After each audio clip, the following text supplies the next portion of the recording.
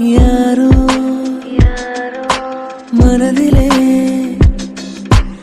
ஏனோ கனவிலே. அத்தை, காலேஜுக்கு போயிட்டு வரேன். மகாராணி காலேஜுக்கு கிளம்பியாச்சு. என் பையனை வளைச்சு போட்டு இந்த வீட்டுக்கு மருமகள் ஆகணும்னு நினைச்சல, மருமகளா பொறுப்பா நடந்துக்கோ. இப்படி தூங்கி எந்திரிச்சு புறப்பட்டு காலேஜ் போறதுக்கு இது ஒன்றும் அப்ப வீடு இல்ல. இங்க வீட்டு வேலையெல்லாம் நீ தான் செஞ்சாகணும். சரிங்க அத்தை, நாளையில இருந்து நான் செஞ்சிடறேன். இன்னைக்கு லேட் ஆயிடுச்சு, நான் கிளம்புறேன். ஏய் இரு இரு, நான் போக சொன்னதுக்கு அப்புறம் தான் நீ இங்க இருந்து கிளம்பணும். ஃபர்ஸ்ட் எனக்கு சூடா ஒரு காஃபி எடுத்துட்டு வா. ஏற்கனவே டைம் வேற ஆயிடுச்சு, இவங்க வேற காஃபி கேக்குறாங்களே. என்னடி பார்த்துட்டே நிக்கிற, சொன்னது காதுல விடலையா? போய் காஃபி எடுத்துட்டு வான்னு சொன்னேன். இல்ல ஆண்டி, எனக்கு காலேஜுக்கு டைம் ஆச்சு.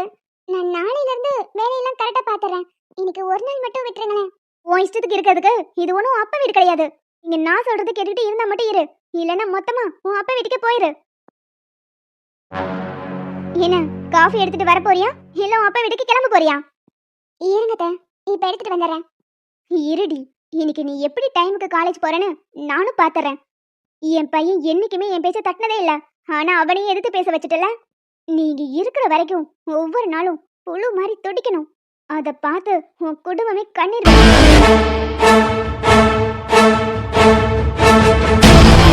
இல்லங்க, நான் காலேஜுக்கு போயிட்டு வந்துடுறேன். ஏய் இரு இரு, கிளாஸ கொண்டு போய் வைக்கிறதுக்கு உங்க ஆத்தா கறியா வருவா. நான் குடிச்சதுக்கு அப்புறம் கிளாஸ் தருவேன், நின்னு வாங்கிட்டு போய் வாஷ் பண்ணி வை. அத்தை, எனக்கு காலேஜுக்கு டைம் ஆயிருச்சு. நான் போகலைனா கிளாஸ்க்கு வெளியே தான் நிக்கணும், இல்லைன்னா எனக்கு ஆப்சென்ட் போட்டுருவாங்க.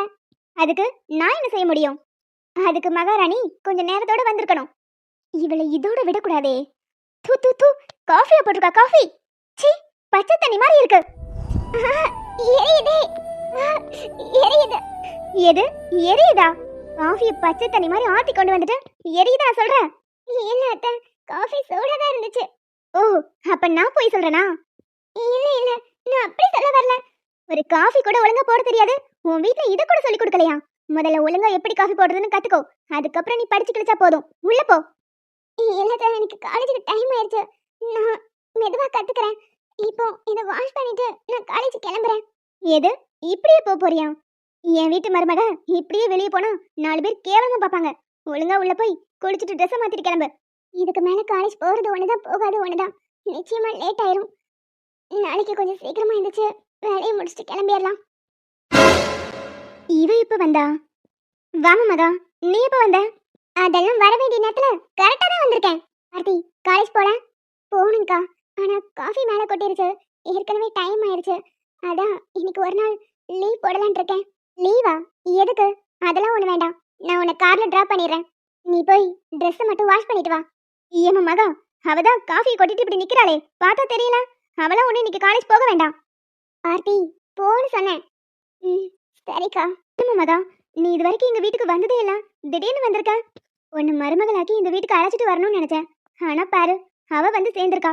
அங்க வச்சு என் பையன் மட்டும் பிடிவாதமா இல்லைன்னா அவளை அப்படியே அறுத்தறிஞ்சிட்டு உன்னை கல்யாணம் பண்ணி வச்சிருப்பேன். இப்படிலாம் பேசுறதுக்கு உங்களுக்கு வெக்கமா இல்ல? நீங்க அவளை முழு மனசோட ஏத்துக்கலன்னு எனக்கு கோவில்ல வச்சே தெரியும். அதனாலதான் அவ எப்படி இருக்கான்னு பார்த்துட்டு போலான்னு வந்தேன். நல்லாவே பார்த்துட்டேன். நீங்களும் ஒரு பொம்பளை தானே, சுட சுட காஃபி எடுத்து அவ மேல ஊத்துறீங்க. இதுக்கப்புறம் அவகிட்ட இதே மாதிரி நடந்துக்கிட்டீங்கன்னா நிச்சயமா போலீஸ் ஸ்டேஷன்ல கம்ப்ளைண்ட் கொடுத்து உங்களை உள்ள தூக்கி உட்கார வச்சிருவேன். அதாம்மா, நீ ஏதோ தப்பா புரிஞ்சுக்கிட்டு பேசுற. நான் எல்லாத்தையும் சரியா தான் புரிஞ்சு வச்சிருக்கேன். நடந்தத நான் பார்த்துட்டு தான் உள்ள வரேன். இதுக்கப்புறம் அவகிட்ட இப்படி நடந்துக்கிட்டீங்க தொலைச்சிருவேன். போலாம். இந்த மகா நம்ம ஃப்ரெண்டோட பொண்ணா போயிட்டா, இல்லைன்னா இவ பேசுற வாய் கிழிச்சிருப்பேன். அவளை காப்பாத்தி கூட்டிட்டா போறேன். எப்படி இருந்தாலும் அவ இங்க வந்துதானே ஆகணும், அப்ப பாத்துக்கிறேன். என்ன நீ, அந்த அம்மா சுட சுட காஃபியை ஊத்துது, நீ பாட்டுக்கு அழுதுட்டே நிக்கிற. இந்த வாழ்க்கை தான் வேணும்னு நான் வந்ததுக்கு அப்புறம் என்னால வேற என்ன பண்ண முடியும்? எல்லாத்தையும் ஏத்துக்கிட்டு தானே ஆகணும். எதுக்காக ஏத்துக்கணும்? அப்படிலாம் நீ பொறுத்து போகணும்னு அவசியமே இல்ல. பதிலுக்கு அவங்கள நீ எதுக்காக பேசலாம்ல. இப்படி அழுதுட்டு நின்னுட்டு இருந்தீங்கன்னா இன்னும் அவங்க அதிகமா தான் பண்ணுவாங்க. இருந்தாலும் அவங்க பெரியவங்க, மரியாதை கொடுக்கணும்ல. பெரியவங்களோ சின்னவங்களோ அவங்க நம்ம கிட்ட எப்படி நடந்துக்கிறாங்களோ அதுக்கேத்த மாதிரி தான் நம்மளும் நடந்துக்கணும். நீ என்ன நினைக்கிறேன்னு எனக்கு புரியுது. உங்க அம்மாவையும் எதிர்த்து பேச முடியாம நேத்து அழுதுட்டு நின்னுட்டு இருந்தீங்க, ஆனா இப்ப எனக்கு அட்வைஸ் பண்ண வந்துட்டீங்களான்னு யோசிக்கிறேன். அப்படிலாம் இல்லக்கா, நேத்து அப்படி அழுதுட்டு நின்னனாலதான் உன் வாழ்க்கை இப்படி மாறிடுச்சோன்னு தோணுது. நான் இப்ப இங்க பேசின பேச்ச கோவில்ல என் அம்மா கிட்ட பேசியிருந்தா இந்த ப்ராப்ளமே வந்திருக்காது. ராஜேஷோட அம்மாவை பத்தி எனக்கு நல்லா தெரியும். உன்னை அவ்வளோ சீக்கிரத்துலலாம் மன்னிச்சு மருமகளா ஏத்துக்க மாட்டாங்க. நீ இவங்க கிட்ட கொஞ்சம் பார்த்து கவனமாவே இரு. சரி, ராஜேஷ் எங்க? அவர் காலையிலே ஆபீஸ் கிளம்பி போயிட்டாரு. இவ்வளோ சீக்கிரமாவா? ம், ஆமா. ஆன்ட்டி தான் ஏதோ ஒர்க் இருக்குன்னு சொல்லி சீக்கிரமா அனுப்பி வச்சுட்டாங்க. அவனை முன்னாடியே அனுப்பி விட்டுட்டு உன்னை டார்ச்சர் பண்ணலான்னு பார்த்துருக்காங்க. நாளையில இருந்து நான் சொல்ற மாதிரி நடந்துக்கோ. என்ன புரிஞ்சுதுல? ம், சரிக்கா. அப்புறம் சாரி, என்னாலதான் அண்ணன் உங்க மேல கோவப்பட்டுட்டான். உங்க அண்ணனோட கோவம் எத்தனை நாள் இருக்க போகுது? அதெல்லாம் மாறிடும். இருந்தாலும் இது வரைக்கும் என் அண்ணன் உங்க மேல கோவப்பட்டதே இல்லைல்ல. ஃபர்ஸ்ட் டைம் கோவப்பட்டுட்டான். விடு, அதெல்லாம் பத்தி நீ யோசிக்காத, நான் பாத்துக்கிறேன். உங்க அண்ணனுக்கு கோவம் என் மேல இல்ல, அவர் மேலதான். கரெக்டான நேரத்துல வர முடியலங்கிற கோவம், தங்கச்சி வாழ்க்கை இப்படி ஆயிடுச்சுங்கிற வருத்தம், இந்த ரெண்டும் தான் அவர் இப்படிலாம் பேச வச்சிருச்சு. அதை அவரே புரிஞ்சுக்கிட்டு நிச்சயமா மனசு மாறிடுவாரு. அதை பத்திலாம் நீ யோசிக்காத. இது வரைக்கும் என் அம்மா அப்பா அண்ணன் என்ன ஒரு வார்த்தை கூட பேசினதில்ல. ஆனா இன்னைக்கு மொத்தமா என்ன வெறுத்து ஒதுக்கிட்டாங்க. நீ பண்ணது எனக்கே ஷாக்கா தான் இருக்கு. ஏன்னா உனக்கு இன்னும் மேரேஜ் ஏஜ் கூட வரல. டேய், அவங்க நினைச்சிருந்தா போலீஸ்ல கம்ப்ளைண்ட் கொடுத்துட்டு உன்னை உடனே அவங்கிட்ட இருந்து பிரிச்சிருக்க முடியும். ஏன்னா உனக்கு மேரேஜ் ஏஜ் வரல. ஆனா உன்னோட உணர்வுக்கு மதிப்பு கொடுத்தனாலதான் சரி போனா போதுன்னு விட்டுருக்காங்க. அவங்களோட கோவமும் நியாயமானதானே. போக போக எல்லாம் சரியாயிரும். சீக்கிரம் அவங்களும் புரிஞ்சுப்பாங்க. சரி வா, உனக்கு காலேஜுக்கு டைம் ஆகுது. நான் கொண்டு போய் விட்டுட்டு வீட்டுக்கு போறேன். ம், சரிக்கா. என்னடா நைஸா வாழ வீட்டுக்கே தள்ளிட்டு போயிட்ட? இன்னும் எதுக்குடா வெயிட் பண்ணிட்டு இருக்கேன்? சீக்கிரமா கல்யாணத்தை பண்ணி வாழ்ற வழியை பாரு. ஏற்கனவே காலம் போன காலத்துல கண்ணாடி எல்லாம் போட்டாச்சு. அடுத்த தலைமுடியெல்லாம் நரைச்சு கிழவனாகிறதுக்குள்ள கல்யாணத்தை முடிச்சிரு. இப்பவே அங்கங்க 1-2 நரமுடி எட்டி பாக்குது. எனக்கு உன்னோட வயசு தான். நான் கரெக்டான வயசுல கல்யாணம் முடிச்சு இப்ப எனக்கு 2 குழந்தைங்க. டேய், எனக்கு மட்டும் ஆசை இல்லாமையா இருக்கு? அவளை பாக்குறதுக்கு முன்னாடி வரைக்கும் கல்யாணம் காதல் இதுலலாம் எனக்கு சுத்தமா நம்பிக்கை கூட கிடையாது. ஆனா என்னைக்கு அவளை பார்த்தனோ மொத்தமா விழுந்துட்டேன். பாருடா, முன்னாடியாவது பரவாயில்ல, இப்பெல்லாம் அவன் என் பக்கத்துலயே இருக்கா. பாக்கலாம், எல்லா பிரச்சனையும் முடிச்சிட்டு என் மனசுல இருக்கிறத அவகிட்ட சொல்லணும். டே அஜய், இது வரைக்கும் நீ எடுத்த கேஸ்ல ஒண்ணு கூட இவ்ளோ டிலே பண்ணதில்ல.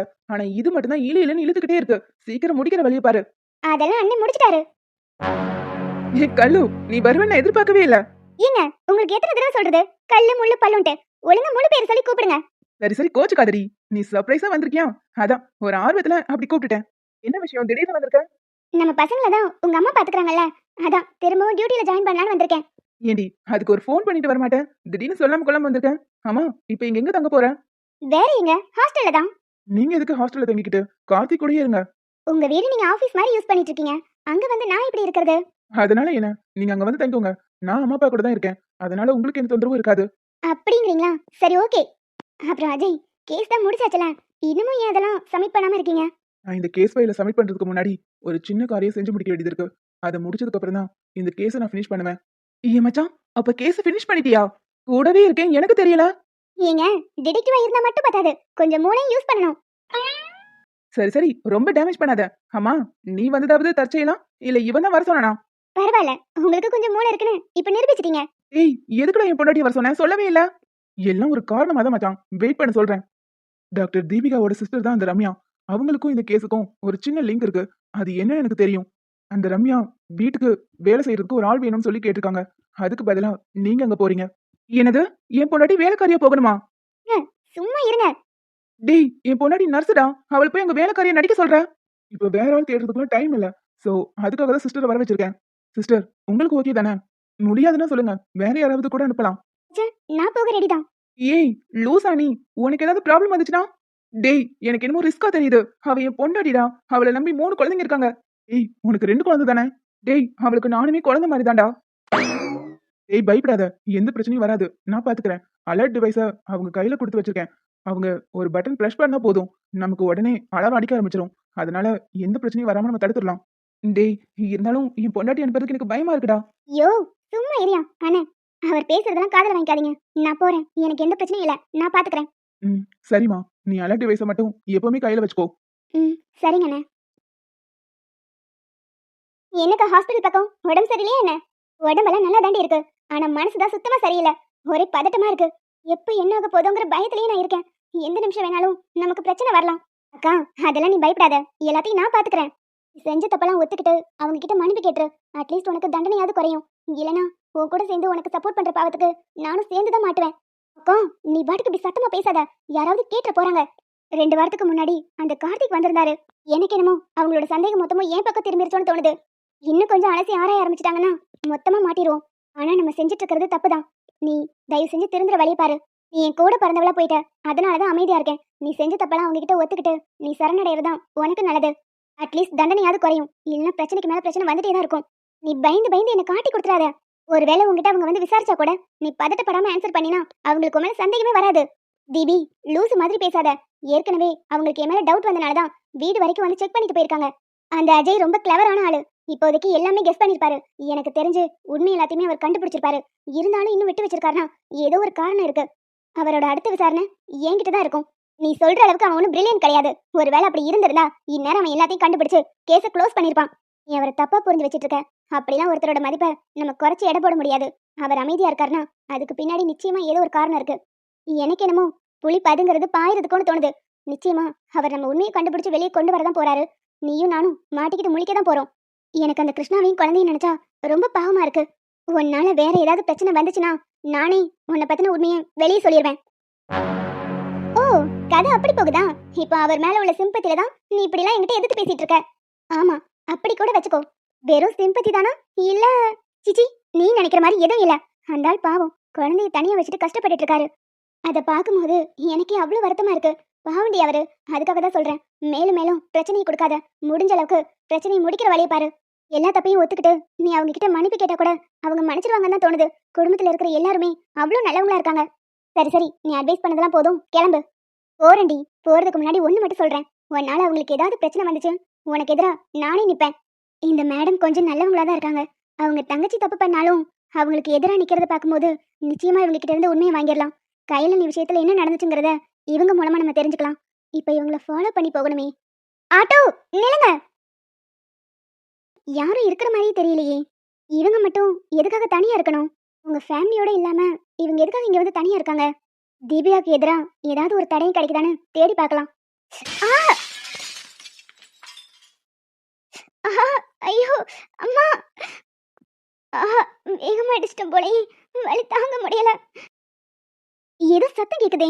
யாரு? ஆஹா, நீங்களா? இங்க என்ன பண்றீங்க? என்னாச்சு உங்களுக்கு? ஒண்ணுல இருங்க, நான் தண்ணி எடுத்துட்டு வரேன். நான் நடந்து வரும்போது இந்த கிளாஸ்ல இடிச்சுக்கிட்டேன். வயித்துல லேசா வலி ஏற்படுது. சரி சரி, ஒண்ணும் இல்ல, நீங்க இருங்க, நான் தண்ணி எடுத்துட்டு வரேன். ஆஹா, வலிக்குது.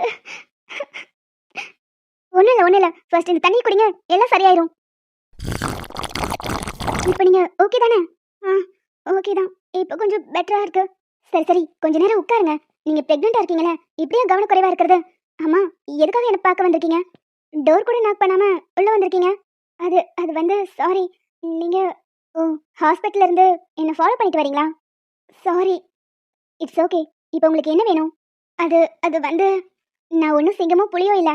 என்னை பார்த்து நீங்கள் பயப்பட வேண்டாம். ரிலாக்ஸாக இருங்க. என்ன வேணும்னு சொல்லுங்க. ஹாஸ்பிட்டலில் நீங்கள் உங்கள் சிஸ்டர் கிட்ட நின்று பேசிட்டு இருந்ததை நானும் உங்கள் பக்கத்தில் நின்று கேட்டுட்டு தான் இருந்தேன். தீபிகா தான் அண்ணி விஷயத்தில் ஏதோ பண்ணியிருக்காங்கன்னு எங்கள் எல்லாருக்குமே தெரியும்.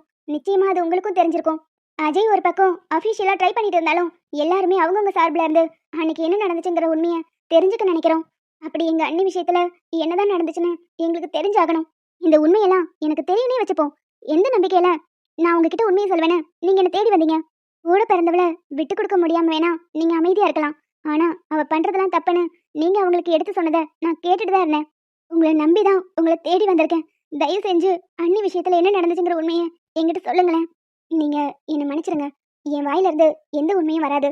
நீங்க இதுக்கப்புறம் என்னை இப்படி ஃபாலோ பண்ணிட்டு வராதீங்க. இந்த வீட்டை சுத்தி சிசிடிவி கேமரா இருக்கு. அப்புறம் உங்களுக்கும் ஏதாவது பிரச்சனை வரும். நீங்க ஒரு குழந்தைய வேற வயித்துல சுமந்துட்டு இருக்கீங்க. எனக்கு எந்த பிரச்சனை வந்தாலும் அதை நான் ஃபேஸ் பண்ணிக்கிறேன். நீங்க தயவு செஞ்சு உண்மையை மட்டும் சொல்லுங்க. உண்மையை ரொம்ப நல்லா மறைக்க முடியாது. நிச்சயமா நீங்க கேட்ட கேள்விக்கான பதில் உங்களுக்கு கிடைக்கும். ஆனா அது இப்போ இல்ல. இப்ப நான் உண்மை எல்லாத்தையும் சொன்னா உங்க குடும்பத்துல உள்ளவங்க பாதிக்கப்படுவாங்க. அதுக்காக தான் நான் இந்த உண்மையை மறைச்சிட்டு இருக்கேன். கொஞ்ச நாள் பொறுமையா இருங்க. எல்லா கேள்விக்கான பதிலும் கிடைக்கும். அப்புறம் சொன்னதை மறந்துடாதீங்க. திரும்பவும் என்ன ஃபாலோ பண்ணிட்டு இங்கெல்லாம் வராதீங்க. அப்புறம் உங்களுக்கும் ப்ராப்ளம் வரும். என் தங்கச்சியை பத்தி உங்களுக்குலாம் முழுசா தெரியல. அவளுக்கு எதிராக நான் கொஞ்சம் வாயை திறந்தாலும் போதும், அவ என்னையே கொல்ல கூட துணிஞ்சிருவா. உங்களுக்கு கெஞ்சி கேட்கிறேன், இங்க இருந்து கிளம்புங்க.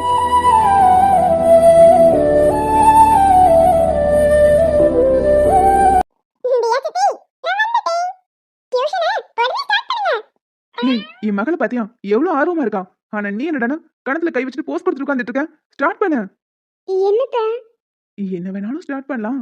ஆனா அது நம்ம இருக்கும்போது மட்டும். இப்போ அதித்தியும் இருக்கால. சோ டியூஷன்ல பாடத்தை ஸ்டார்ட் பண்ணு. அதிதி, இன்னைக்கு ஸ்கூல்ல என்ன ஹோம்வொர்க் கொடுத்தாங்க? மேத்ஸ் மிஸ் மட்டும் தான் ஹோம்வொர்க் கொடுத்தாங்க. அப்படியா? சரி, டைரி கூட நான் என்னன்னு பார்க்கறேன். ஐயோ, நான் டைரி மறந்து வீட்ல வச்சிட்டு வந்துட்டேனே. அட என்ன சொல்லும், டியூஷனுக்கு வந்திருக்க பொறுப்பா வர வேண்டாம். டைரியில மறக்காம எடுத்துட்டு வரணும்ல. சித்தப்பா, நீங்க தானே எதுவுமே எடுத்துட்டு வர வேண்டாம், ஒவ்வொண்ணா தரவு எடுத்துக்கலாம்னு சொன்னீங்க. நான் போய் எடுத்துட்டு வந்தாதான் நீங்க தியா சித்தி கூட தனியா பேச முடியும். அடி பாவி, இப்படி மானத்தை வாங்கிட்டியே. யோ, இதெல்லாம் உன் வேலை தானா? இருடி, உன்னை வச்சுக்கிறேன். ஏன் அவ குழந்தை ஏதோ தெரியாம சொல்றா. இல்ல சித்தி, நான் தெரிஞ்சுதான் சொல்றேன். இருங்க, நான் போய் டைரி எடுத்துட்டு வந்துடுறேன். அதித்தி இப்படி காலவாரிட்டாலே கரெக்டா கோர்த்து விட்டுட்டா. இப்ப எப்படி சமாளிக்கிறது? யோ, உனக்கு கொஞ்சம் கூட அறிவில்ல. நீ லவ் பண்றதுக்கு குழந்தைய மேலையும் கீழே அலைய வைக்கிறான். ஏய், நானும் எதுவும் பிளான் பண்ணல. எனக்கு ரொம்ப ஆசை பாரு. ஓ, நீ பிளான் பண்ணல. நீ பிளான் பண்ணாம தான் அவ சொல்றா. அவ குழந்தை ஏதோ தெரியாம சொல்லிட்டா. சரி, அவ டைரி எடுத்துட்டு மெதுவா வரட்டும். அது வரைக்கும் நம்ம நீ வேற தாவணியில அழகா இருக்கா. சரி, அதுக்கு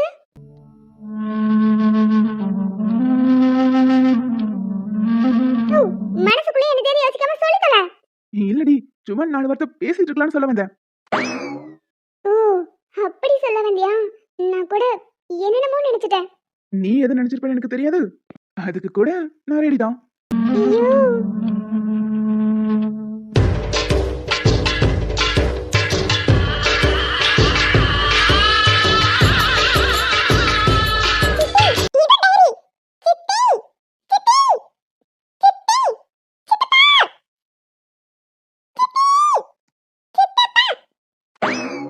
ஆ, செல்லும். அது அது வந்து உங்க சித்தி கண்ணுல ஏதோ ஏதோ விழுந்துருச்சுன்னு சொன்னா, அதான் என்னன்னு பாத்துட்டு இருந்தேன். அப்படியா? கண்ணுல தூசி விழுந்தா எனக்கு அம்மா ஊதி தான் விடுவாங்க. நீங்களும் சித்திக்கு ஊதி விடுங்க, சரியா போயிடும். அதுக்கு என்ன, ஊதிட்டா போச்சு. சரி அதித்தி, நீ டைரி மட்டும் தானே எடுத்துட்டு வந்திருக்க. பேக் மொத்தத்தையும் எடுத்துட்டு வா, படிக்கணும்ல. ஹாய் சித்தப்பா, நான் இப்ப போய் பேக் எல்லாத்தையும் எடுத்துட்டு வந்துறேன். நீங்க தியா சித்தி கண்ணுல தூசி ஊதுங்க. அதித்தி, அதித்தி. என்னம்மா, கண்ணுல தூசி ஊதவா? யோ, இவ்ளோ கிட்ட வந்து உட்கார்ந்திருக்கேன். தள்ளி போயா? லவ் பண்ணல ஃப்ரெண்ட் தான சொன்னேன். ஃப்ரெண்ட் கிட்ட இப்படியே நடந்துப்பாங்க? டார்லிங். என்னது டார்லிங்கா? ஏன் பிடிக்கலையா? சரி, டியர்னு கூப்பிடவா? இதெல்லாம் ஒரு மண்ணு வேண்டாம். ஓ, இதுவும் பிடிக்கலையா? சரி செல்லம். என்னது செல்லமா? இதுவும் வேணாமா? சரி விடு அழகி. ஆ? இதுவும் வேண்டாமா? சரி விடு என் பொண்டாட்டி. இப்ப என்ன சொன்ன? நான் என்ன சொன்னேன்? யோ யோ, நடிக்காத. பொண்டாட்டி தான சொன்னேன். சேச்சே, இல்லையே. உனக்கு மன பிராந்தியா இருக்கும். பிராந்தி இல்ல, விஸ்கியும் இல்ல. நீ பொண்டாட்டி தான் சொன்ன. சித்தப்பா, நீங்க சொன்ன மாதிரி நான் எல்லாத்தையும் கரெக்ட்டா எடுத்துட்டு வந்துட்டேன். எப்படி? கரெக்டா எடுத்து ராங்கான டைம்ல வந்துட்டேன். என்ன? ஐயோ, வாய மூடியா. அதித்தி, உனக்கு மட்டும் தான் டியூஷன் எடுக்க கூப்பிட்டாங்க. உங்க சித்தப்பா வந்து உட்கார்ந்திருக்காரு. நீங்க கரெக்ட்டா சொல்லி கொடுக்கறீங்கன்னு பார்க்கிறதுக்கு சித்தப்பா வந்திருக்காரு. ஓ, நான் கரெக்ட்டா சொல்லி கொடுக்கறேனான்னு பார்க்கிறதுக்கு உங்க சித்தப்பா வந்திருக்காரு. அதுக்கு உங்க சித்தப்பாவே உனக்கு சொல்லி கொடுக்கலாம்ல. எங்க சித்தப்பாக்கு நிறைய வேலை இருக்கும். அதான். அப்போ நான் வேலை இல்லாம இருக்கேனா? ஆமா, இப்போ நீங்க சும்மா தானே இருக்கீங்க. சரி, ஓகே. உன் டைரி கூட என்ன ஹோம்வொர்க் கொடுத்திருக்காங்கன்னு பார்க்கலாம். ஹே, டேபிள்ஸ் தானே படிச்சிட்டு வர சொல்லிருக்காங்க. இது ரொம்ப ஈஸி தானே. எங்க ஃபர்ஸ்ட் டேபிள் சொல்ல. சித்தப்பா, சொல்லிடலாமா? ஆமா, டேபிள் சொல்றதுக்கு உங்க சித்தப்பா கிட்ட எதுக்கு பர்மிஷன் கேக்குற? சித்தப்பா, சொல்லுங்க, டேபிள் சொல்லிடலாமா? சொல்லலாண்டி பட்டு. இப்போ எதுக்கு நீ அவர்கிட்ட பர்மிஷன் கேக்குற? என்கிட்ட சொல்லு. கரெக்ட்டா தப்பான்னு நான் பார்க்கறேன். 1 + 1 2 மாமா. சித்தி, நீ எப்படி இருக்க? ஏய், குழந்தை கேக்குறாள்ல, சொல்லு. இதெல்லாம் ஓ ட்ரைனிங் தானே. கேவலமா இருக்கு. ஆள பராள. குழந்தைக்கு சொல்லி கொடுக்கிற பாட்டா இது? ஏன் இந்த பாட்டுக்கு என்ன குறைச்சல்? அதெல்லாம் நல்லதா இருக்கு. 1 + 1 2 மாமா. யூ பிளஸ் மீ 3 மாமா. யோ, அடுத்து மண்டை உடைக்கிறதுக்குள்ள ஓடிடு. இல்லைன்னா பாடுறதுக்கு வாய் இருக்காது. டார்லிங், நீ கோவமா இருக்க. நான் வேணும் உன் கோவத்தை தணிக்கவா? யோ, ஒழுங்கா ஓடிடு. இல்லைன்னா கொன்றுவேன் உன்னை. அதித்தி, இன்னைக்கு டியூஷன் ஓவர். நீ வீட்ல போய் அம்மா கிட்ட படிச்சுக்கோ. ஏய், அதித்தி போயிடாத. சித்தி, நான் அம்மா கிட்ட போய் படிக்கிறேன். உங்களுக்கு சரியா சொல்லி தரவே தெரியல. குட்டி, எனக்கு இதெல்லாம் வேணும்டி வேணும். பை, நான் அம்மா கிட்ட போறேன். ஏய் அதிதி, அதிதி நில்லு. செல்லக்குட்டி, ஷோ, வர வர இந்த ஆள் பண்றது எதுவுமே சரியில்ல. இவன்கிட்ட வேற தனியா மாட்டிக்கிட்டுமே. என்னம்மா யோசிக்கிற? இந்த ஆள் வர வர சரியே இல்ல, இவங்கிட்ட தனியா மாட்டிக்கிட்டோமே தானே. நான் இது மனசுல எல்லாம் நினைச்சேன். மைண்ட் வாய்ஸ் நினைச்சு சத்தமா பேசிக்கிட்டு இருக்கடி.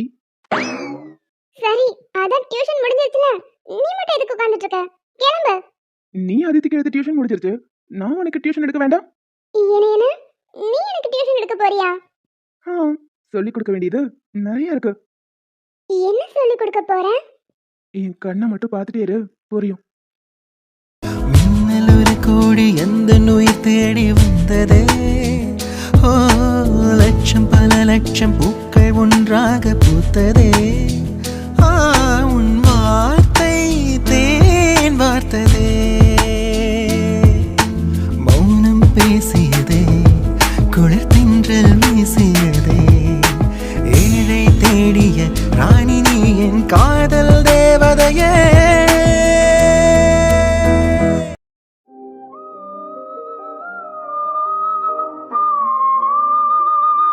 என் கூட பேச மாட்டீங்கல்ல? செய்யாத தப்புக்கு எனக்கு தண்டனை கொடுத்துட்டு இருக்கீங்க. உன் கூட பேசாம இருக்கிறது எனக்கும் தாண்டி கஷ்டமா இருக்கு. ஆனா நிச்சயமா சொல்றேன், உன்னை நான் மன்னிக்கவே மாட்டேன். என் குடும்பமே நில குழஞ்சு போயிருக்கு. ஒரு வார்த்தை உன் வீட்டை நீ எடுத்து பேசியிருந்தா இந்த நிலைமை வந்திருக்காது. நீ மட்டும் தைரியமா இருந்திருந்தா இப்படி ஒரு விஷயம் நடந்திருக்காது. அர்த்தமே இல்லாம கோவப்பட்டு இருக்கீங்க.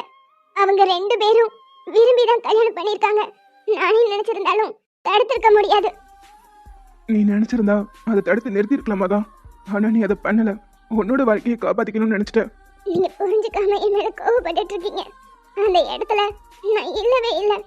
நீங்க அங்க வரும்போதுதான் நானும் அங்க வந்தேன். இதை நான் உங்களுக்கு புரிய வைக்க ட்ரை பண்ணாலும் நீங்க புரிஞ்சுக்க போறதே இல்லை. என்னால புரிஞ்சுக்க முடியாதுடி. என் குடும்பமே நில குழஞ்சு நிக்குது. அவ சின்ன குழந்தை, அவளுக்கு என்ன தெரியும்? காதலிச்சு கல்யாணம் பண்ற வயசு இல்லடி அவளுக்கு. அவ சின்ன பொண்ணு, ஏதோ புரியாம தப்பா ஒரு முடிவு எடுத்துட்டா. நடந்து முடிஞ்சதை நம்மளால மாத்த முடியாது. முடிஞ்சு போனதுதான். அதை எப்படி சரி பண்ணணும்னு யோசிக்கணுமே தவிர திரும்ப திரும்ப அதையே நினைக்கிறனால எதுவும் மாற போறதில்ல. இதுக்கப்புறம் எதையும் மாத்த முடியாது. என் தங்கச்சி வாழ்க்கை அவ்வளவுதான், எல்லாம் முடிஞ்சு போச்சு. முடியலங்க, இதுக்கப்புறம் தான் ஆரம்பிக்க போகுது. ராஜேஷ் நல்லவனா தான் இருக்கான். முன்னாடி அவன் எப்படி வேணாலும் இருந்திருக்கலாம். ஆனா உங்க தங்கச்சிக்கு அவன் உண்மையா தான் இருப்பான். கோவில்ல வச்சு உங்க தங்கச்சி அவன் விட்டு கொடுத்து பேசவே இல்லை. அதுல இருந்தே புரியுது அவன் நல்லவன் தான். நிச்சயமா உங்க தங்கச்சி அவன் நல்லா பார்த்துப்பான். அவன் நல்லவன் தான். ஆனா அவங்க அம்மா என் தங்கச்சியை என்ன பண்ண போறாங்களோன்னு நினைச்சாலே பயமா இருக்கு. என்னோட வேதனை உனக்கு சொன்னா புரியாது மகா. எனக்கு நல்லாவே புரியுதுங்க. ஒரு அண்ணனா நீங்க எவ்வளவு துடிக்கிறீங்கன்னு என்னால புரிஞ்சுக்க முடியுது. ஆனா நிச்சயமா நீங்களும் அவங்கள புரிஞ்சுப்பீங்க, அந்த நம்பிக்கை எனக்கு இருக்கு. என் மேல எந்த தப்புமே இல்ல. உங்களுக்கு என்ன புரிய வைக்கணுங்கிற அவசியமும் எனக்கு இல்ல. இது எல்லாத்தையும் புரிஞ்சுக்கிட்டு நீங்களே உங்க மனசை மாத்திப்பீங்கன்னு நான் நம்புறேன். நடந்த தப்புக்கு நான் தான் காரணம்னு சொல்லி ஒரே ஒரு தடவை என்கிட்ட வந்து சாரி கேட்டுடி, எல்லாமே முடிஞ்சிடும். முடியாது இவன். என் மேல தப்பில்லாத விஷயத்துக்கு நான் என்னைக்குமே சாரி கேட்க மாட்டேன். இந்த விஷயத்துல என் மேல எந்த தப்புமே இல்ல. உங்க கோபம் உங்க கண்ணை மறைக்குது. நீங்களாவே அதை உணர்ந்து என்கிட்ட வருவீங்க நான் நம்புறேன். ஏனோ வலிகளு மறையலேனோ அழுதிட தோணல நானோ சிதறிய கண்ணாடி போ தனிமரம் நானடி போ எனக்கு இனி யாரடி போ எவளோ வேணாண்டி உசிரே விட்டு போயிட்ட மனச